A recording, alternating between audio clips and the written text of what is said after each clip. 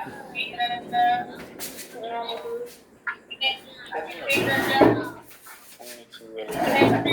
morning, all of you.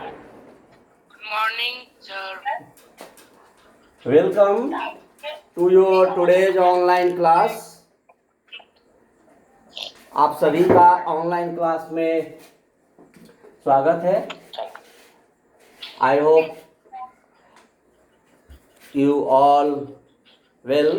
आप सभी ठीक होंगे and must complete my given homework. और जो मेरा होमवर्क दिया हुआ था उसको आप कंप्लीट किए होंगे। Okay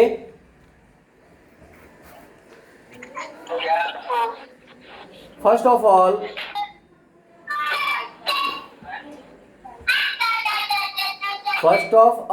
I want to instruct you, all participants, all students that appeared in today's online class must on your video and mute your sound।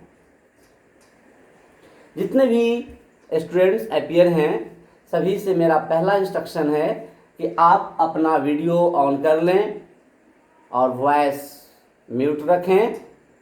When ever you need, जब आपको ज़रूरत हो, कुछ क्वेश्चन राइज करना हो, आप अनम्यूट हो जाएंगे। नहीं तो एक सेकेंड ऑप्शन है, हैंड रेज करेंगे। यदि अनम्यूट आप नहीं होते हैं, मेरे साइड से डेट मीन्स होस्ट साइड से यदि म्यूट कर दिया गया है पार्टिसिपेंट्स का और आपको बीच में कुछ पूछने की ज़रूरत है तो आप हैंड रेज कर देंगे। ऐसे each and every topics complete होने के बाद हम सभी पार्टिसिपेंट्स को अनम्यूट करते हैं और फीडबैक लेते हैं, क्वेश्चंस जो डाउट होता है उसका क्लियर करते हैं। सो आई वांट टू ऑब्जर्व, मैं ऑब्जर्व करना चाह रहा हूँ कि मेरे क्लास में जो स्टूडेंट्स प्रेजेंट हैं वो पढ़ाई कर रहे हैं या नहीं कर रहे हैं। इसके लिए ज़रूरी है कि आप सभी का वीडियो ऑन होना चाहिए। If you found your video is off, then I understand you absent in my class. यदि किसी का वीडियो मैं ऑफ पाया duration class, during the time class, तो हम समझ लेंगे कि आप क्लास में अपीयर हुए और फिर क्लास से लीव हो गए और आपको हम एब्सेंट मान लेंगे। और इससे आपको लॉस भी होगा। हम आपको प्रेजेंट माने एब्सेंट माने ये तो सेकेंड थिंग्स है। फर्स्ट थिंग ये है कि आप सामने सामने पढ़ाई नहीं करेंगे तो इससे आपको ही समझने में दिक्कत होगी, आपको ही परेशानी होगी। Okay, very nice. Now we come on today's topic. अब हम आज के टॉपिक पे आते हैं। All of you know already we have complete the properties of addition, that means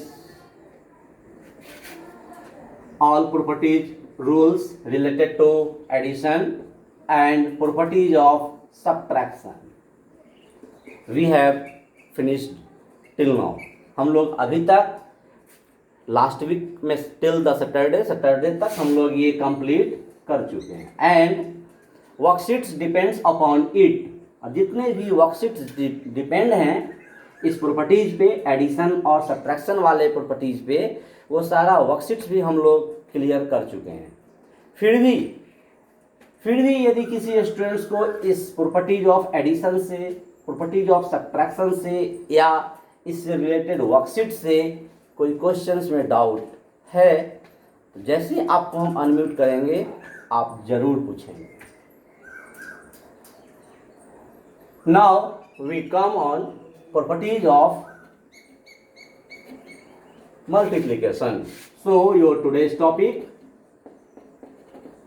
अब हम लोग आज के टॉपिक पे, that means properties of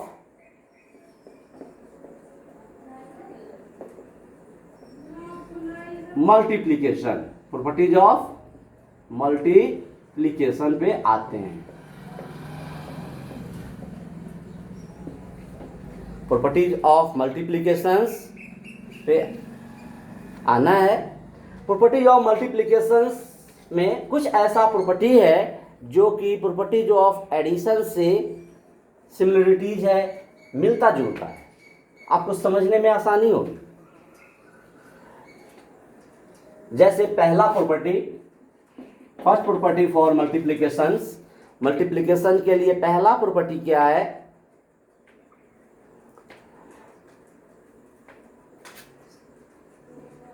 some remain the same, sorry, property multiplication of product of two integer, properties of two integers is always and integers। क्या आप सभी addition में इस तरह का प्रॉपर्टी पढ़े थे? मैं कुछ स्टूडेंट्स को अनम्यूट कर रहा हूं जिनका क्वेश्चन आ रहा है।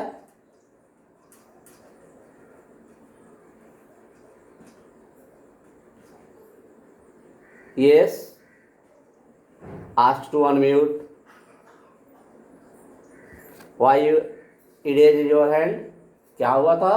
सर आप बुक से क्यों नहीं पढ़ाते हैं? ये तो सारे टॉपिक्स बुक से ही मिलते हैं।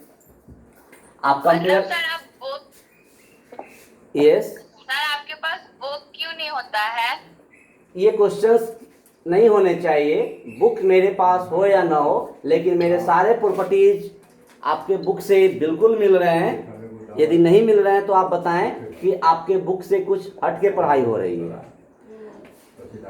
इट्स माई हॉबी, ये मेरा हॉबी है। I am always teaching without touching book. हम हमेशा बिना बुक से ही पढ़ाते हैं, लेकिन एक खासियत है, वो इसमें मेरे सारे पार्टिसिपेंट्स ऑब्जर्व करें, बताएं कि विदाउट बुक पढ़ाने के बावजूद भी मेरा कोई भी ऐसा टॉपिक्स है जो आपके बुक से, आपके चैप्टर से हटके है। बिल्कुल सीरियल नंबर वाइज होता है। अभी properties of multiplication and subtraction के बाद प्रॉपर्टीज ऑफ मल्टीप्लिकेशन है या नहीं आपके बुक में?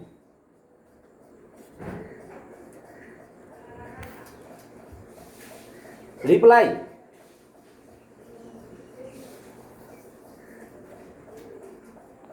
सर है।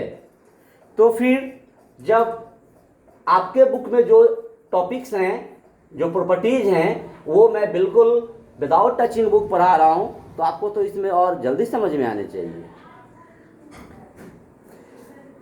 आप बुक से डिक्टेट करके बताएं कि प्रॉपर्टीज ऑफ इंटीजर क्या है, जो मैं बोर्ड पे लिखा हूं वो है या नहीं है।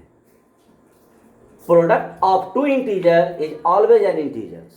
किसी भी दो इंटीजर का यदि हम प्रोडक्ट करते हैं, suppose you have given two integer, positive integer first, then other is negative integer, what is the answer?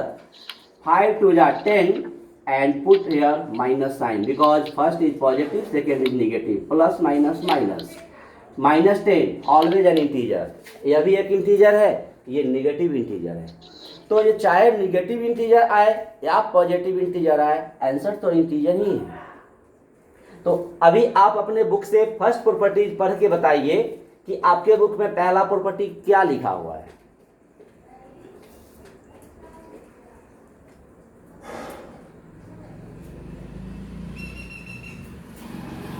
पढ़ के बताइए,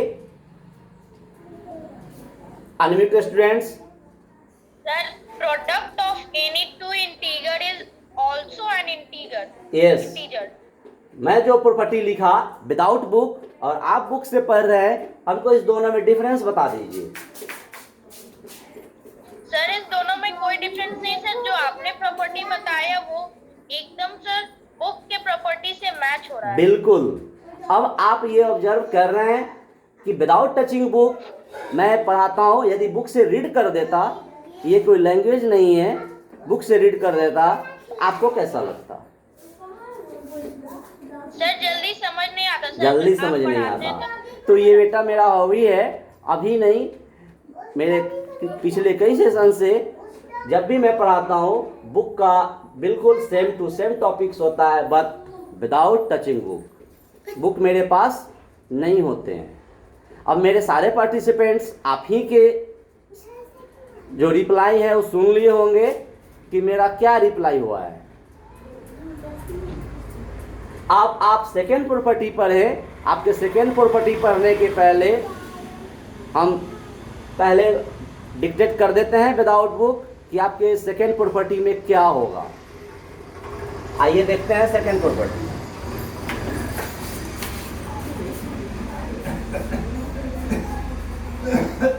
P2 product remains the same, product remain the same if we change the order of given integer।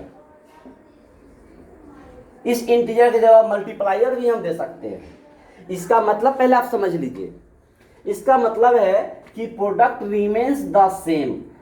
Product जो आएगा after multiplying वो answer बिल्कुल same होगा यदि हम ऑर्डर चेंज कर दें। किसका? तो जो गिवन इंटीजर है उसका। Suppose that you have given 5 into 4, your answer is 5 4 जा 20। Again we change the order। Order change करने का मतलब है कि अब हम जो 5 फर्स्ट मेरा इंटीजर है, अब ये सेकेंड इंटीजर 5 हो गया और जो सेकेंड इंटीजर 4 है वो फर्स्ट इंटीजर हो गया। देन 4 5 जा 20, प्रोडक्ट विल सेम। प्रोडक्ट तो हमारा सेम होगा। प्रोडक्ट सेम हुआ, हमने क्या किया? चेंज ऑफ ऑर्डर, इसके ऑर्डर को ही चेंज कर दिया। क्या इस तरीके का प्रॉपर्टी मैंने एडिशन में पढ़ा था या नहीं पढ़ा था? हम पढ़ाए थे ना, हम सभी पढ़े थे प्रॉपर्टीज ऑफ एडिशन में। सिर्फ उस समय क्या था कि सम रिमेन द सेम। उस समय सम की बात हो रही थी, अभी मल्टीप्लाई की बात हो रही है। अब आप बताएं प्रॉपर्टी 2 भी आप अपने बुक से पढ़ के बताइए। मेरे सारे पार्टिसिपेंट श्योर होना चाह रहे हैं। Sir property 2, Yes. Product remain the same even if we change the order of integers. अब आप बताएं कि मैं जो विदाउट बुक पढ़ा दिया और आपके बुक में है उसमें क्या अंतर है? सर कोई अंतर नहीं है सर। जो आपने पढ़ा है उसमें भी यहाँ पे इस सेंटेंस में कहा जा रहा है कि अगर हम जो इंटीजर दिया हुआ अगर उसका नंबर प्लेस एक्सचेंज कर देंगे तो सम वही आएगा। वही उसमें आएगा। भी यही दिया गया। अब यहाँ हम ये कहना चाह रहे हैं कि अगर आप वर्ड बाय वर्ड मिलाते हैं बुक के प्रॉपर्टी, बुक के डिफिनीशन से, तो ये वर्ड बाय वर्ड मिलाना भी सही तरीका नहीं है, गलत तरीका माना जाता है। क्योंकि जो टॉपिक्स हैं, मीनिंग्स हैं वो सेम होने चाहिए। लैंग्वेज तो डिफरेंस होता ही है ना? लैंग्वेज तो डिफरेंस होता ही है। अब आप कहेंगे कि इवन इफ, सर आप इस सेंटेंस में इवन नहीं लिखे। आप सेंटेंस पढ़ के इसका मीनिंग बताइए कि क्या यही बात आपके बुक में है? प्रोडक्ट सर दोनों सेंटेंस का मीनिंग वही है। तो अब सर कुछ जगह सेंटेंस अब यदि आने वाले 1 मिनट, लगाया तो बुक में सिर्फ इंटीजर्स दिया हुआ है। हाँ गिवन, अब गिवन इंटीजर लगा दिया, ये तो और अच्छी बात है ना। Yes sir. यदि मैं गिवन इंटीजर लगा दिया तो गिवन इंटीजर मीन्स कि दिया हुआ इंटीजर, आपको दिया हुआ है तभी ना आप चेंज कर रहे हैं। जब आपको दिया हुआ है तभी चेंज कर रहे हैं। तो गिवन इंटीजर में लगा दिया, इट मीन्स दैट कि it is the better to comparison of your books. आपके बुक में जो है उससे ही अच्छा है। हो सकता है कि आपसे जब हम पूछे अगले दिन आपको ये समझ में आ जाए तो अगले दिन आप जो प्रॉपर्टीज बताएंगे, डिफाइन करेंगे, वो बुक से अच्छा हो सकता है कि मेरे भी सेंटेंस से अच्छा हो। इट्स भी पॉसिबल, ये भी पॉसिबल है। हम कभी ये नहीं कहेंगे आपको कि बुक का word by word, line by line आप सेंटेंस रट लीजिए और मुझे सुना दीजिए, नहीं, कभी नहीं। आप बुक की बात को, टॉपिक्स को, एक एक टॉपिक्स को बिल्कुल पॉइंट वाइज समझें, लेकिन आंसर तो अपने ही लैंग्वेज में करना है। तभी तो एग्जाम में लिखा होता है, फर्स्ट इंस्ट्रक्शन होता है किसी भी एग्जाम में, क्वेश्चन पेपर पे, right answer in your own language. Answer जो है आप अपने ही लैंग्वेज में दीजिए। समझ गए ना? Yes, very good. Then we come on property third, और आज हम यूनिट 1, 2 कंप्लीट करके 3 में आ गए। कभी भी आप ऑब्जर्व करते रहे होंगे, कभी भी मैं बुक से तो पढ़ाया ही नहीं, लेकिन बुक का टॉपिक सेम होता है। एक स्टूडेंट्स का मैसेज है, sir I am not having the book नहीं है, कोई बात नहीं है, आपको बुक का पीडीएफ स्कूल के वेबसाइट से भी मिल जाएगा, नहीं तो आप ग्रुप में किसी से ले लें, कोई कहीं से नहीं मिलता है, पर्सनली आप हमसे ले लें, बुक का आपको पीडीएफ मिल जाएगा। उस पीडीएफ में यूनिट 1, 2, 3 के ब्रेन टीजर तक तो है। जब यूनिट 3 ब्रेन टीजर तक हम लोग पहुंच जाएंगे, उसके बाद फिर नेक्स्ट प्रॉब्लम पे हम लोग सोचेंगे। अभी तो यूनिट 3 तक तो उसमें है पीडीएफ में।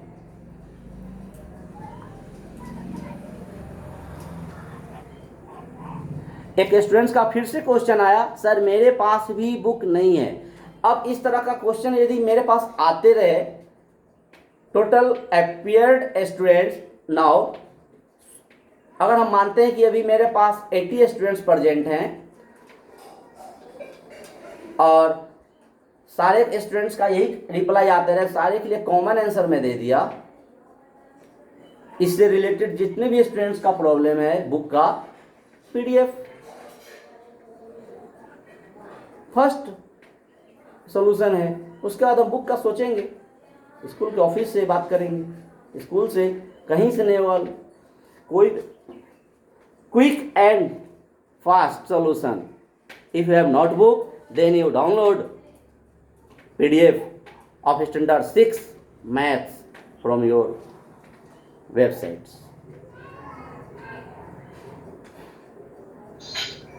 Now we come on property third. अब हम property third पे आते हैं। ये सारा एडिशन में पढ़ा चुके हैं।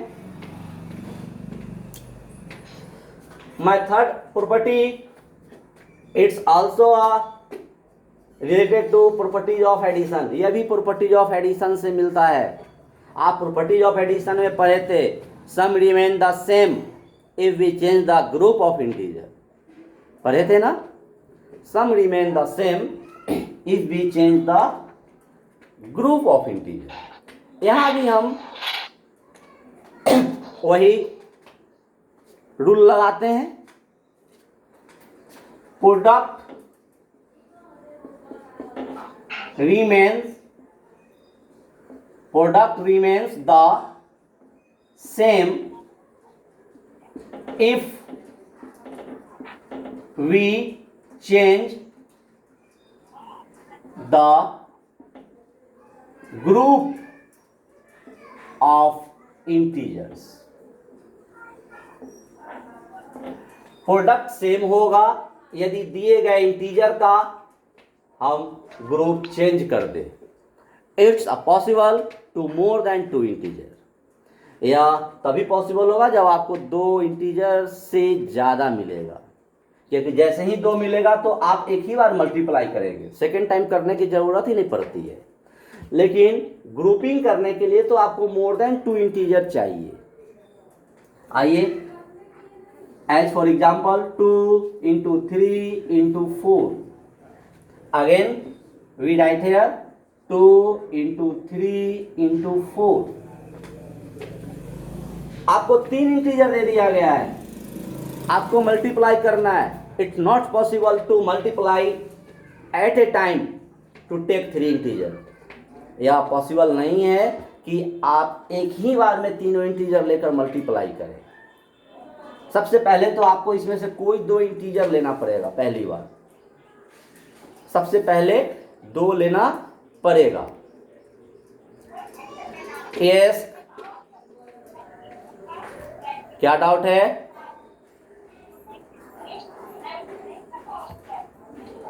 क्या डाउट है? और जाओ ना, आवाज।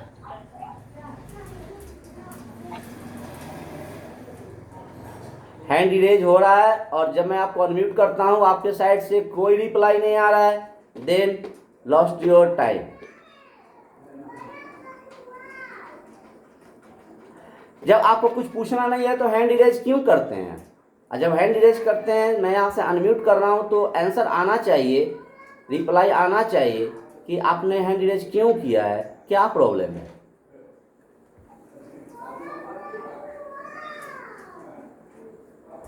क्या प्रॉब्लम है?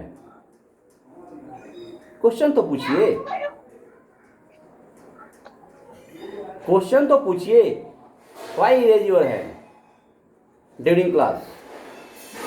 सर, यस सर प्रॉपर्टी 2 और 3 सर अलग है ना? बिल्कुल। सर ग्रुपिंग, हाँ सर बिल्कुल, ग्रुपिंग अलग है। बिल्कुल अलग है, बिल्कुल अलग है। प्रॉपर्टी 2 को वहां पर अप्लाई करेंगे सर जहाँ पे सिर्फ 2 ही इंटीजर दिया रहेगा। सर प्रॉपर्टी 3 को जब जहाँ पर सर 1 2 से मोर इंटीजर रहेगा वहां पर ना sir.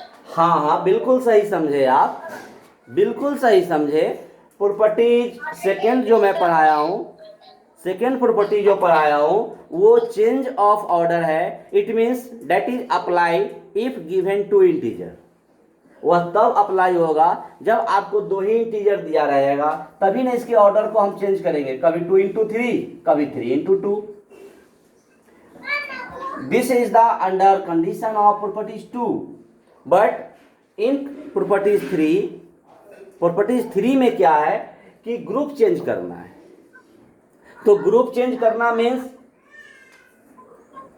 If you have given more than 2 integer, यदि आपको 2 से अधिक इंटीजर दिया जाए तभी ना आप ग्रुप चेंज करेंगे। आइए एक बार में हम कोई 2 इंटीजर ही लेते हैं। If we take 2 into 3, what is the answer? 2 3 are 6, then it multiplied with 4, 6 4 are 24। But second way, दूसरे में जब हम आते हैं, पहली बार में मैं 2 और 3 को पहले ग्रुपिंग किया था, लेकिन सेकेंड टाइम जब हम मल्टीप्लाई करने चल रहे हैं तो 2 को हम लीव कर देंगे, छोड़ देंगे और 3 and 4 को ग्रुप करेंगे। अब आप देखें कि मेरा ग्रुप चेंज हुआ या नहीं हुआ? हुआ ना सर? ग्रुप चेंज हुआ। ग्रुप चेंज हुआ। Yes sir. सर पहले में सर 2 और 3 था, सेकंड में 3 और 4। वेरी गुड, तो ग्रुप चेंज हो गया। यदि हमारा प्रोडक्ट 2 और 24 आया था, फिर से 24 आ जाएगा, तो मेरा जो प्रॉपर्टी 3 है ये सेटिस्फाइड हो जाएगा। बिल्कुल इस आप लोग समझ जाएंगे, है ना, फुलफिल कर देगा। आइए करते हैं इसका। पहले तो ये 2 लीव है, छोड़ देते हैं। 3 4 जा 12। नाउ 12 2 जा, सर 4 3 जा 3 4 जा 12, 4 3 जा 12 आएगा। 12 2 जा 24। सर 12 2 जा 24। Now you observe in this side 24 and this side 24. Sir, the sum remains same. You are changing the group, but the sum remains same in the given integral. No, आप समझ रहे हैं, लेकिन थोड़ा और समझने की जरूरत है। सम वाला वो प्रॉपर्टीज ऑफ एडिशन का है, उसमें हम सम करते चलते हैं 2 + 3 + 4।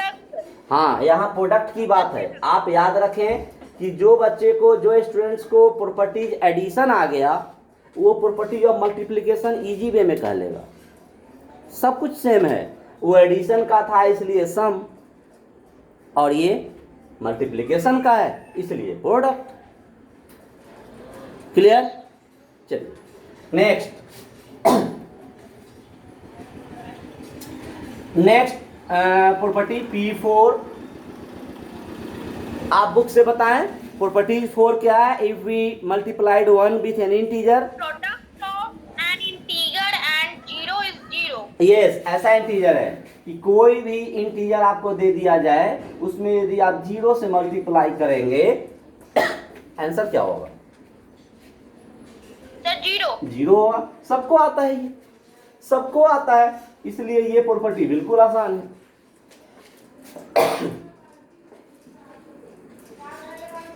बिल्कुल आसान है ये प्रॉपर्टी।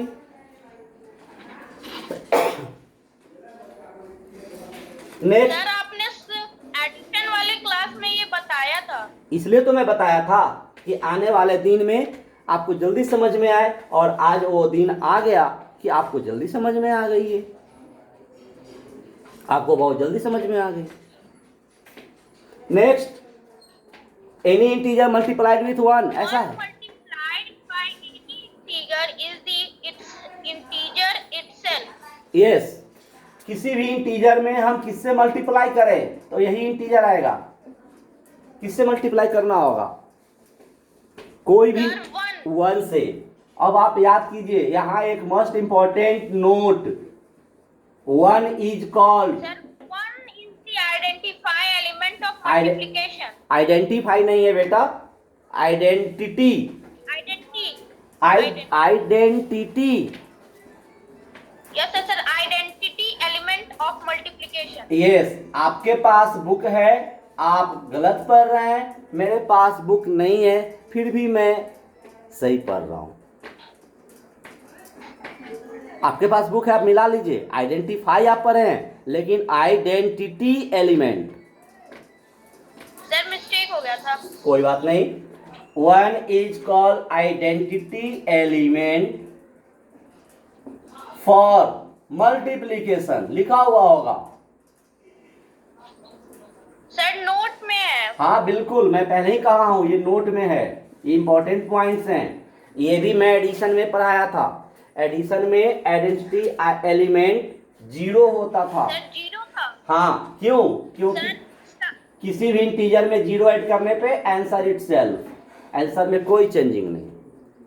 और मल्टीप्लाई में हम जीरो नहीं करेंगे, जीरो करेंगे तो आंसर ही जीरो आ जा रहा है, इसलिए यहाँ पे हम 1 आइडेंटिटी एलिमेंट रखेंगे। और कोई प्रॉपर्टी है? yes sir है property 6. This property is called the distributive property of multiplication over addition. Yes, you stop now. All of you observe here कि डिस्ट्रीब्यूटिव प्रॉपर्टी क्या होता है, और ये बताइए कि समझाते समझाते क्लास भी ओवर हो जाएंगे। तो पहले मैं होमवर्क पे आ जाऊं कि आज का होमवर्क क्या होगा। प्रॉपर्टीज ऑफ मल्टीप्लिकेशन पे डिपेंडिंग कौन सा वर्कशीट्स है? Sir worksheet 6. So worksheet 6 is today's homework. Worksheet 6 आज का होमवर्क है। वर्कशीट 5 तक हम लोगों ने कंप्लीट कर लिया है ना? सर आप एक बार डिस्ट्रीब्यूटिव प्रॉपर्टी से ये मल्टीप्लिकेशन आप बता देंगे। सर वर्कशीट 6 के 3 में डिस्ट्रीब्यूटिव प्रॉपर्टी यूज हो रहा है। अभी डिस्ट्रीब्यूटिव प्रॉपर्टी पे ही हम आ रहे हैं। सबसे पहले हम ये जानेंगे कि डिस्ट्रीब्यूटिव प्रॉपर्टी में डिस्ट्रीब्यूटिव वर्ड का मतलब होता है डिस्ट्रीब्यूट करना। डिस्ट्रीब्यूट का मतलब होता है बांटना। अब यहाँ पे ये 3 इंटीजर के लिए है। If A, B, C, 3 integers are given. If 3 integers A, B, C are given, then you write it first integer multiply under bracket। इस तरीके से रहेगा, पहला इंटीजर बाहर और दूसरा इंटीजर एडिशन में या सब्ट्रैक्शन में। कभी एडिशन में भी रह सकता है, कभी सब्ट्रैक्शन में भी रह सकता है। तो इसको हम क्या सॉल्व करेंगे? पहला इंटीजर को इससे multiply, that means A into B। If you given plus then you write here plus, फिर से A into C। यदि माइनस रहेगा तो A into B minus A into C। कहने का मतलब ये है कि हमारा ये जो प्रॉपर्टीज है 3 इंटीजर के लिए है, और इसको हम इस तरीके से करते हैं कि कैलकुलेशन हमारा इजी होता है। एक क्वेश्चन पे आ जाते हैं हम। Suppose that you have given 45 multiply 98। आपको 45 इंटू 98 का क्वेश्चन आ गया। आप ऐसे क्वेश्चन को बनाने के लिए 45 इंटू 98 मल्टीप्लाई करने चल देंगे। तो ये तो आप पहले से पढ़े हैं ऐसा मल्टीप्लाई। नाउ यूजिंग डिस्ट्रीब्यूटिव, अब हम इस प्रॉपर्टी का यूज करके इसको कैसे बनाएंगे। 45 into this 98 is written 100 minus 2। आप समझ सकते हैं कि 98 के बदले यदि मैं 100 माइनस 2 लिख दिया तो ये 98 ही इसका वैल्यू हुआ, और ये हमारा डिस्ट्रीब्यूटिव प्रॉपर्टी के फॉर्म में आ गया। अभी मैं जस्ट बताया। नाउ वी मल्टीप्लाई 45 को पहले 100 से, फिर माइनस 45 को फिर से करेंगे इस 2 से। नाउ 45 1 जा 45, put double zero hair, minus 45 2 जा 90, and your answer comes without more calculation. बिना कोई कैलकुलेशन का आपका आंसर आ जाएगा। और यही क्वेश्चन आप ऐसे मल्टीप्लाई करेंगे तो पहले 8 का टेबल पढ़ना होगा, फिर 9 का टेबल पढ़ना होगा, फिर इस दोनों का ऐड करना होगा। You can check any example, आप कोई एग्जाम्पल से चेक कर सकते हैं कि किसी भी मल्टीप्लाई में अगर आप ऐसे मल्टीप्लाई करें वही आंसर आएगा, और डिस्ट्रीब्यूटिव प्रॉपर्टी यूज करें वही आंसर आएगा। तो सर डिस्ट्रीब्यूटिव प्रॉपर्टी चैप्टर 1 में था। बिल्कुल सही, वेरी गुड। तो डिस्ट्रीब्यूटिव प्रॉपर्टी का कॉन्सेप्ट्स मैं पहले से ही देते आ रहा हूं, और अभी भी मैं दे दिया कि distributive property for 3 integer, 3 integer के लिए होता है, और उसको हम इस तरीके से लिखते हैं इफ। अब हम देखते हैं x y z, यदि ये 3 इंटीजर दे दिया है तो इसको डिस्ट्रीब्यूटिव प्रॉपर्टी में हम लिखेंगे, x को लिखेंगे ब्रैकेट के बाहर, और ये स्मॉल में होता है, कभी भी हम स्मॉल में यूज करते हैं। तो x into under bracket y plus z। इसको हम जब सॉल्व करते हैं तो x इंटू वाई प्लस दिया है तो यहां प्लस रखेंगे, फिर से x इंटू जेड। यदि यहां पे माइनस रहेगा तो यहां पे हम माइनस दे देंगे। यही डिस्ट्रीब्यूटिव प्रॉपर्टी होता है। आज हम प्रॉपर्टीज ऑफ मल्टीप्लिकेशन में इतने सारे टॉपिक्स पढ़े। I am requesting to all my participants and instructed also, all of you must revise and write properties in your copy, revise and learn all the properties of multiplication and solve worksheet 6, that all questions depend on this topic property. I am going to unmute my all participants. Yes, any doubt? मेरे सारे participants. Yes sir मेरे पास ना आदित्य अग्रवाल का book है, तो उसमें properties है sir. Yes. लेकिन ना लैंग्वेज अलग है। कोई तो बात वो नहीं बेटा, उससे पढ़ सकते हैं कोई ना? बात नहीं है। लैंग्वेज अलग से कुछ नहीं होता है, टॉपिक सेम होने चाहिए, मीनिंग सेम होने चाहिए, चाहे वो कोई भी बुक हो। आप इस बुक में यदि 4 + 5 करेंगे तो 9 आएगा। क्या आर.एस. अग्रवाल के क्वेश्चन में 4 + 5 9 नहीं आएगा क्या? सर आएगा। आएगा। तो मैथ ऐसा है ये कि आप कोई भी बुक यूज, सर हर बुक में सेम होता है सर, लेकिन उस बुक का लैंग्वेज अलग होता है। तो अच्छी बात है, आपको और भी दूसरे लैंग्वेज भी, कोई बात नहीं है। उसमें ज़्यादा क्वेश्चन है, लेकिन आपको स्कूल के सिलेबस से, स्कूल के बुक से ही चलना है। आप प्रैक्टिस के लिए दूसरा बुक बनाएं, कोई दिक्कत नहीं है। Yes sir product of more than 3 factors. Sir इसमें सर लिखा है find the product of -2 under the bracket and multiply 3 multiply -1 under the bracket sir, multiply 5 sir, multiply फिर सर -5 अंडर ब्रैकेट। तो सर इसमें सर लास्ट में sir जब 30 minus 30 multiply sir -5 आता है सर। यस तो सर पहला मेथड जब मल्टीप्लिकेशन और डिवीजन में लिखा हुआ है जी। कि सर एक निगेटिव नंबर एक पॉजिटिव हाँ। नंबर अगर मल्टीप्लाई होता जी। है तो सर वो निगेटिव के जगह पे सर प्लस वहाँ पे पुट होता है। तो सर हाँ। यहाँ पे माइनस लगा हुआ है। नहीं तो आप सही से ऑब्जर्व करें, 1 minutes all observe here. Pair of negative का मतलब if we have you given 2 negative sign then it's a positive. जितने भी 2 बार निगेटिव साइन मिलते जाएंगे वो पॉजिटिव होगा। इसका मतलब कहा गया है कि if negative sign occur in even times, यदि निगेटिव साइन इवन टाइम्स में आता है, या इसका मतलब इवन टाइम का मतलब 2 टाइम्स 4 टाइम्स 6 टाइम्स 8 टाइम्स, तो अगर ये निगेटिव साइन जो है इवेंट टाइम आता है 1 मिनट्स इवेंट टाइम आता है then your result is positive. क्यों ऐसा? क्योंकि इवेंट टाइम का मतलब है कि वो पेयर टाइम हुआ। इवेंट टाइम का मतलब पेयर टाइम, 2 4 6 8 10 ये सब इवेंट नंबर है। तो यदि आपको माइनस साइन पेयर टाइम आता है इट्स रिजल्ट इज पॉजिटिव। लेकिन अगर ऑड टाइम्स आता है, ऑड टाइम का मतलब कि जैसे ऑड नंबर है आपका 3, तो हमारा माइनस साइन 3 वाला दिया आया माइनस माइनस माइनस, तो you take first 2 minus minus plus and ये प्लस माइनस माइनस ही रह गया। तो यदि हमारा नेगेटिव साइन ऑड टाइम आया then result is negative. If negative sign occur in even times then answer is positive. Okay, it's completed the topics. All of you try to solve given questions of worksheet 6, that is the depends on the properties of multiplications, and we will come on next topic, that is this properties of division. Okay, thanks.